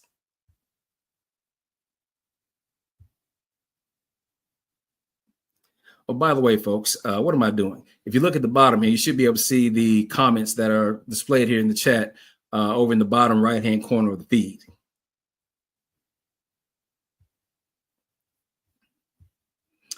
That is right, Smith. As I said before, Mark Twain once stated, never get into an argument with a fool.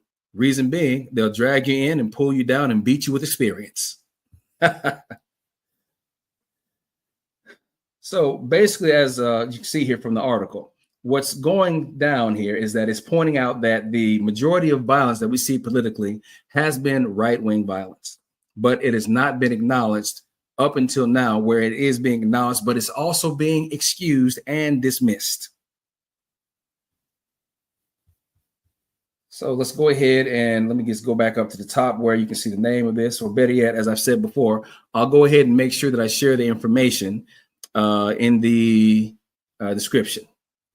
All right, so moving along. So for those of you who are here in the beginning, hey, what are you doing up this late, Alicia? All right, so gentlemen, we have a lady in the building.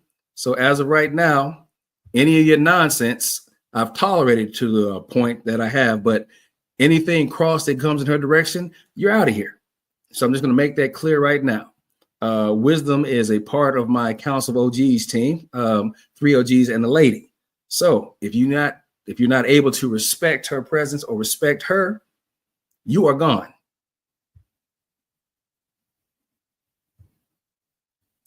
Again, Caleb, there's no proof I can show you. Although I'll take it back. While you've been bickering back and forth, I've been presenting proof. If you're not going to pay attention, again, that's not up to me to make you see it. So whatever you don't see, Caleb, it's because you're choosing not to. And I'm okay with that. Again, it's not my job to try and convince you. Only provide the information for where you can find it if you choose to read it.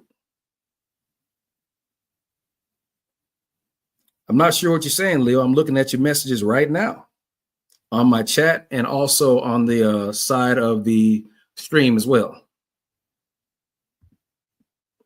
Oh, okay. That's why you're still up. Well, it's 6:15 in the morning over here. So yeah, I'm probably going to have to knock this off pretty soon. So we saw earlier where I presented a video of Nick Fuentes talking about hopefully he doesn't see any more violence in anyone from his camp. And we know that, again, he is a self-avowed white supremacist. His words, not mine, spouts racial vitriol and hatred on the norm, and he doesn't hide it. So I am not going to even need to prove anything with Nick Fuentes. However, again, another article just pointing out who Donald Trump has aligned himself with and who he's empowering to make the statements that you hear in today's environment.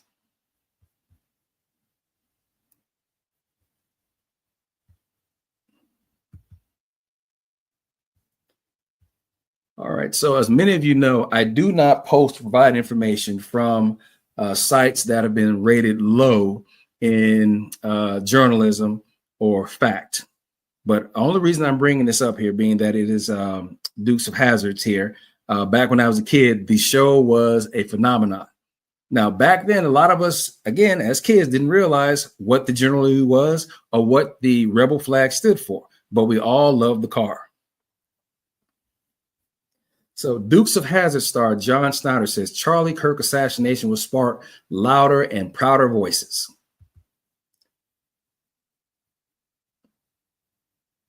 Dukes of Hazzard star John Snyder believes Charlie Kirk's assassination will not silence the future generation of conservative voices.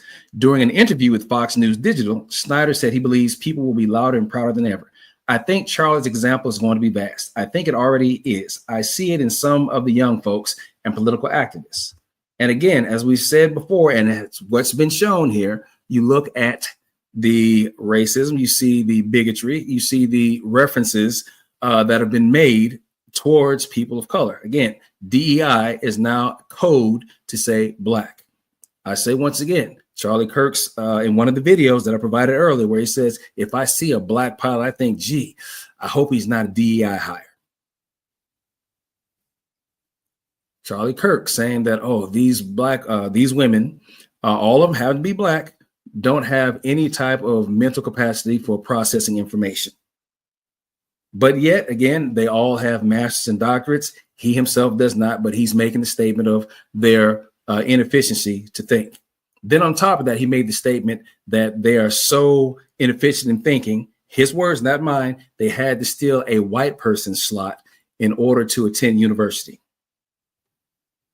But again, all that proof that's been provided, and if you don't want to look at it, I can't give it to you. I've just stated what is there. I'm referencing the information that is contained inside of this stream. If you're not going to take it upon yourself to look at it, I can't do any more for you, Caleb. The actor told Fox News Digital he's working on a song titled Charlie's Voice, stating that the late conservative activist message won't go away. And it's funny how they always want to call someone an activist. But the problem here is that, as I said before, Medgar Evers, Martin Luther King Jr., these were men who worked to sow and close up the racial inequality, the racial injustice, and to also bring to a close as much as possible the racial divide, while the work of Charlie Kirk did the opposite, where it expanded and it widened.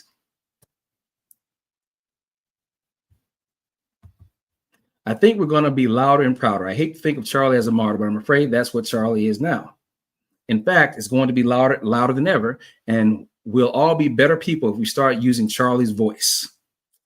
Right, using Charlie's voice. But as I've said before, folks, there is nothing that can be said about an individual who spreads hatred and vitriol, but then you've got others who share that thought, who see nothing wrong with it.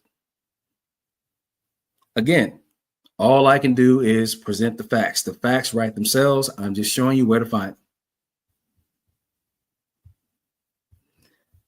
Now, here's the one thing that I need everyone to pay attention to right now, and that is the grief of a widow.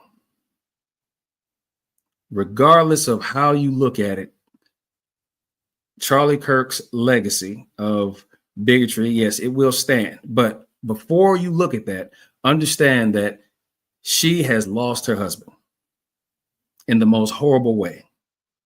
And that is something that I would expect anyone can look at and recognize.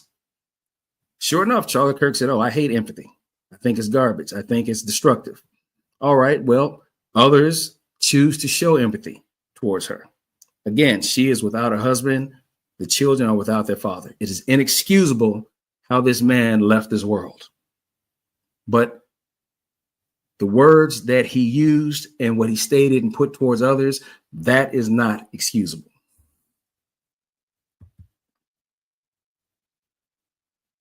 Charlie Kirk's widow, Erica, has given a tearful address in which she thanked first responders for trying to save her husband's life after he was fatally shot on a Utah University campus.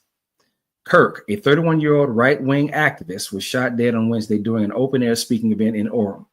His suspected killer, Tyler Robinson, was arrested on Thursday night after surrendering to police. In her remarks, Ms. Kirk pledged, My husband's voice will remain. Turning Point USA, the organization Kirk founded, and has announced a memorial will take place on 21 September at State Farm Stadium in Arizona, which can seat more than 60,000 people. Yep. Oh, hey, welcome, Dogwood Tactical DT. Glad to have you in here. Charlie Kirk never preached hate, lies. You've either never watched him or you're intellectually stunted. No, I'm quite well on the intellectual scale as for the academia that I've participated in and still cover. Now, what I would say is that if you do not see the hates or the lies, then I'll put it to you guys like this. If your oppressor and your enslaver is also the creator of your savior, then you have been indoctrinated. And that's generally what I've noticed, is that a lot of folks who have been indoctrinated, who don't consider themselves indoctrinated, speak freely as if everyone shares their same mind frame. Now, that could be said the same of people on the opposite side as well. But in reality, when we look at disparagement, we look at what is used in speech to degrade, to denigrate others, to disenfranchise others. You can see where that comes from. But what you also see is the gaslighting, to where people will dismiss that because it doesn't serve the narrative that's being presented. But again, Dogwood, I don't mind you coming through, say your piece. Doesn't necessarily mean that anyone here will be accepting of it. But again, that's the beauty of free speech. Now, if you use your free speech to disparage someone else or to denigrate them, that is not acceptable use of free speech. But people will stand by it. Well, it's mine to use. All right, but don't be upset if someone does not share that or if they can demonstrate where your free speech goes wrong. But in the end, your free speech is going to be how you idealize or canonize yourself. Yes or no? Yeah.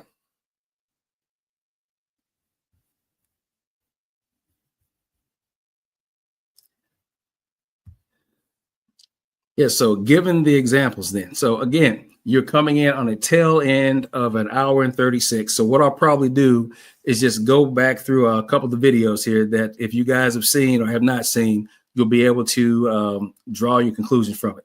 It's pretty much clear out front what's being presented. But for those who do not want to accept that, that's going to have a lot to do with your ideology. And again, I'm not going to debate your ideology, because if that's how you feel, who am I to try and change that?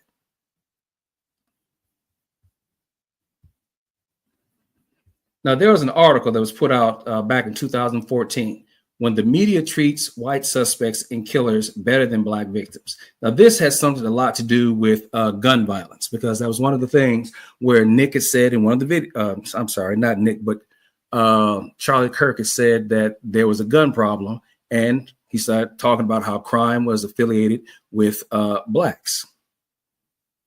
Now, majority of the problem that you started seeing in the mid 2014s was that if there was a shooting, let's say that a black person was shot by a cop, what generally was seen is that, as opposed of looking at the incident of what brought the shooting on, and let's say if it was maybe even just a civilian shooting a black person, the person who was shot, normally the black person, was made to look worse than the actual shooter who had committed the shooting.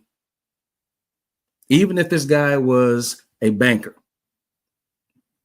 ate eggs for breakfast every day, always on time, what you ended up seeing was that, well, it looks like when he was 18 years old, he had a conviction with drugs. Okay, the guy was caught with pot. The man is now 45.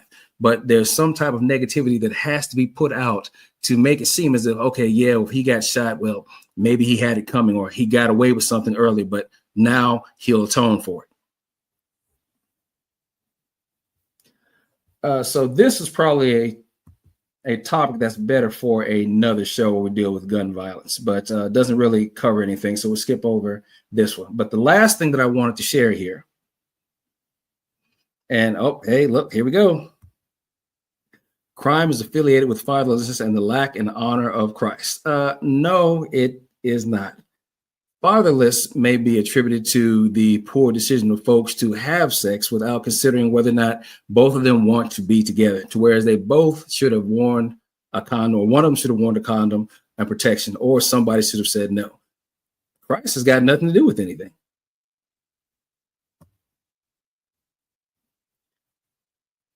Now, if I'm obfuscating, that means that there's something that you're looking for me to say that I haven't found. So what is it that you feel is being obfuscated? Now, if again, I'm obfuscating, you're looking to hear something that validates your bias of some sort, right? There's something that you want to hear that you're probably not going to hear on this side of the platform.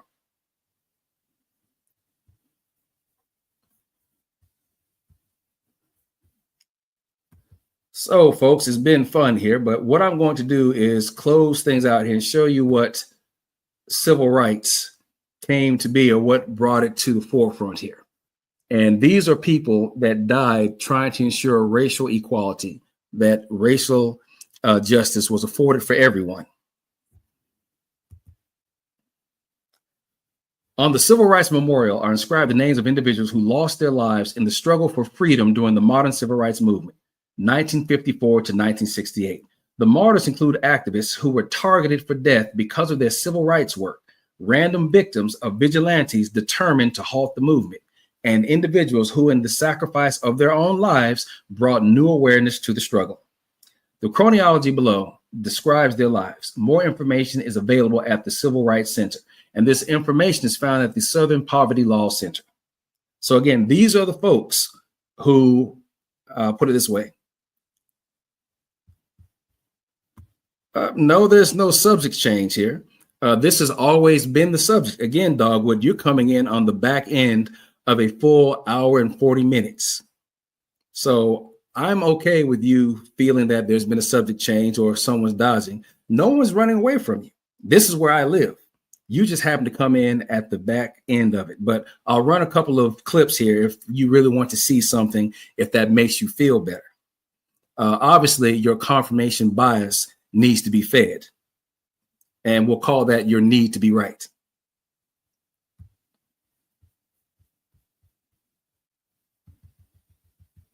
All right, May 7th, 1955, Belzoni, Mississippi.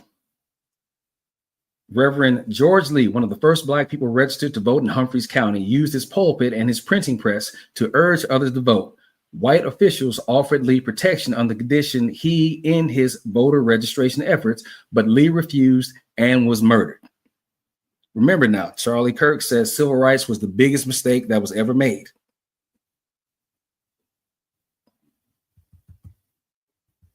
August 13, 1955, Brookhaven, Mississippi.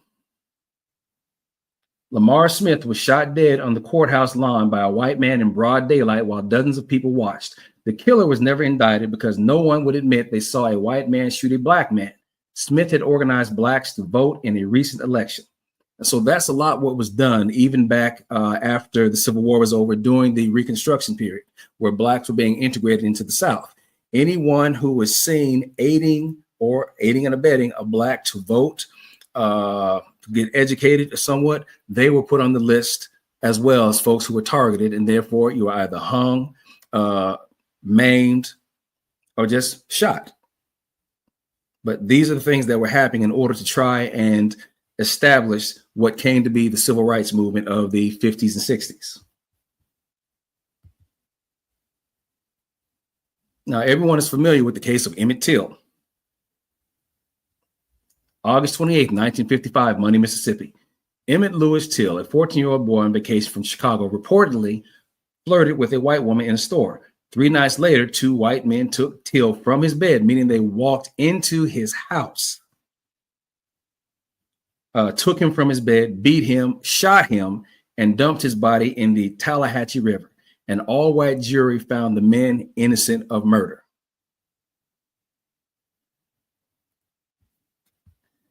And the list goes on, people.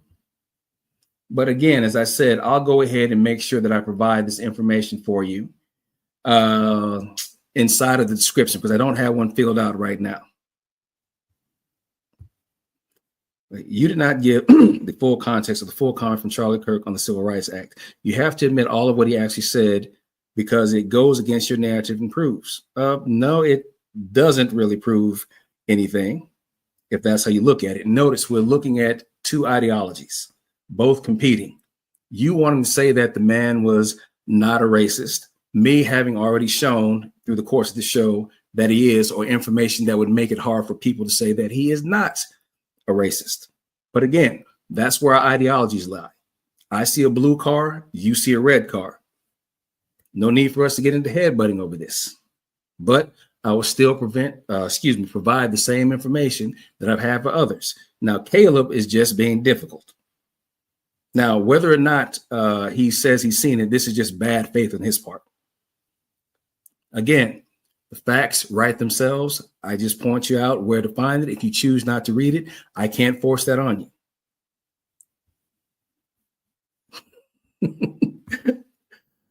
Because you can't stand on the truth. No, I stood and jumped off the truth and did a flip. If you can't see it, I can't argue with you on that. Yeah, I'm really curious as to what you've seen.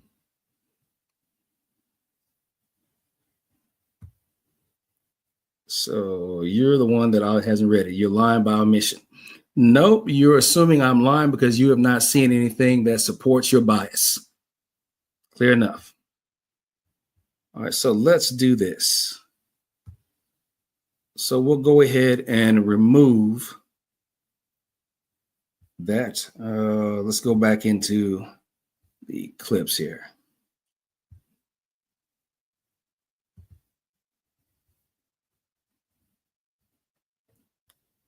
Yeah, stand by here, folks. Let me bring something back up.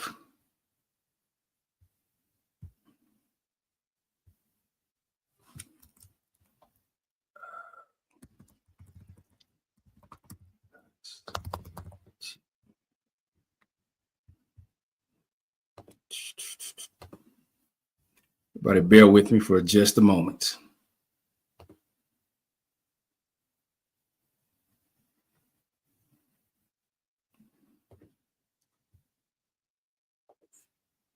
Wait.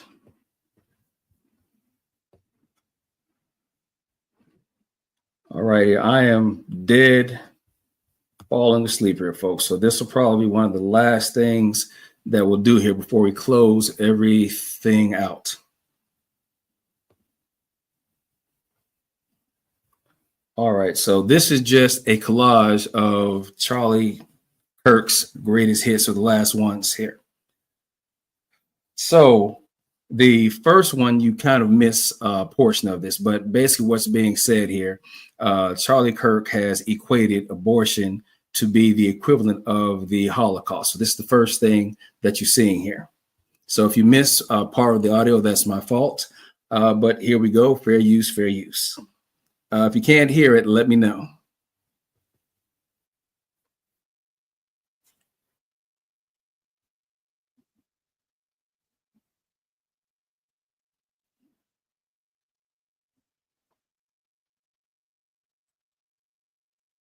It's not.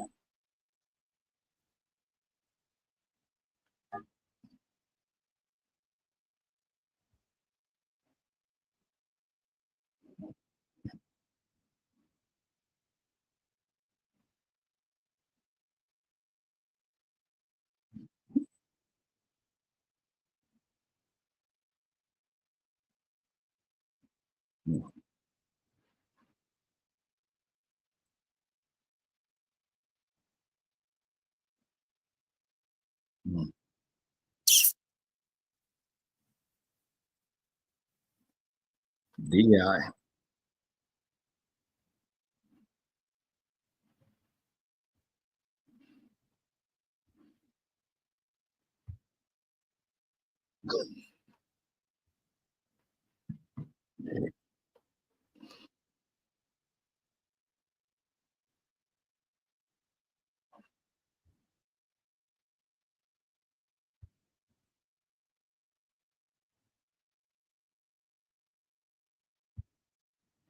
Oh, you know what? I'm sorry. You're right, folks. I didn't realize that there was no sound here. Let me back this up. Thanks for that, Alicia. I forgot when I shared this out, I did not have audio with that originally. So thanks for calling that out. I never would have noticed. Let's go ahead and let's reshare this again. So we'll go entire screen, but There we go. I got it right this time. We've got audio. So I said, anyone, if you couldn't hear it, let me know. But obviously, no one is interested in good faith at this point. So we're just going to ride this out. This is probably the last thing we do here because I need to get some sleep. So once again, we'll go through it again. And Caleb, no matter what you say, babies can't pray to God to save them. There is no God that anyone prays to. But again, this is the extremism that I'm talking about that has been permeated into the society that has now been given legitimacy. But again, that is your belief, and I'm not going to debate you on that, at least not about now while I'm falling asleep. Just understand that your thought process and the way that you choose is only going to be accepted by those who believe the same thing that you do. I don't, because again, there is no God that I worship or bow down to. Life is as you make it on a day-to-day basis. Moving forward, fair use, fair use. Again, let me know if you don't hear this, folks. I am. In fact, it's worse. It's worse. Have a look at Charlie Kirk in action. Rob her, happening all the time in urban America. Prowling blacks go around for fun to go target white people. That's a fact. It is Black not. crime is a major issue in our country. Why are you pushing criminal justice reform exactly? Joy Reid and Michelle Obama and Sheila Jackson Lee and Ketanji Brown Jackson, they're coming out and they're saying, I'm only here because of affirmative action. Yeah, we know. You do not have the brain processing power to otherwise be taken really seriously. You had to go steal a white person's slot to go be taken somewhat seriously. Now, the southern border is, of course, the great replacement. They're trying to replace us demographically. They're trying to make the country less white. It is an anti-white agenda. If I see a black pilot, I'm going to be like, boy, I hope he's qualified. Taylor Swift is now engaged to Travis Kelce. This is something that I hope will make Taylor Swift more conservative. Reject feminism. Submit to your husband, Taylor. You're not in charge. America was at its peak when we halted immigration for 40 years and we dropped our foreign-born percentage to its lowest level ever. Miss Rachel, you quote Leviticus 19, love your neighbor as yourself. The chapter before affirms God's perfect law when it comes to sexual matters. In Leviticus 18 is that thou shalt lay with another man shall be stoned to death. Can we get that picture up, Ryan, of that Marvel's Avenger team? Now, I don't know who the person is on the left. Is the person on the left that came and did the interview with Joe, the TikTok? Your government is being run by freaks. It's like immediately I have like a flashback to a country where weren't able to do Bud Light commercials. What does being trans even mean? Is that even a real thing? It means you need therapy. We must ban trans-affirming care the entire country. I do think that there is a direct correlation between someone's testosterone and their politics. On young men, the lower their testosterone, the more likely they are to be Democratic. So if you had a daughter and she was 10 and she got raped, and she was going to give birth and she would, and she was going to give birth and she was going to live, would you want her to go through that and carry her baby? That's awfully graphic. But it's a real life scenario that happens to many people. The answer is yes, the baby would be delivered. When blacks in America did not have the same rights they had today, they were less murderous, there was less break-ins. Why is that? So I'm sorry, are you trying to say that blacks thrive under What an subjugation? absurd I'm asking you a question. The data shows they were actually better in the 1940s. It was bad, it was evil. But what happened? Something changed. I'm done talking about Epstein for the time being. I'm going to trust my friends, the administration. So you're Trust his friends, the administration. But again, no matter what people can hear and pick out of that, oh, I didn't hear anything racist. I didn't hear anything disparaging. I didn't hear any disenfranchising commentary. Of course you didn't, because again, you refused to. But anybody else of good sense outside of folks who would deny what's being said here recognizes bigotry and racism. So be it.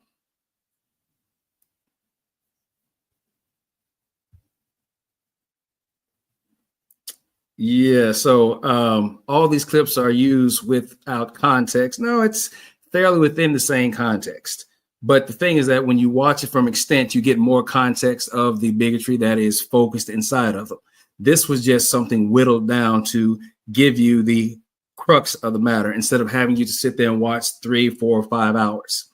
But again, I'm not going to try and have an argument with folks who have confirmation bias on their hands and who see what is being presented as fake news, right? All right. We'll have to agree to disagree. And also for those on the Christian extremist side, you're wasting your time trying to have a conversation with me because, again, to me and other atheists, we view the Bible as being Aesop's fairy tales for Christians. So there's nothing that I can really give you to make you feel better about how you look at that.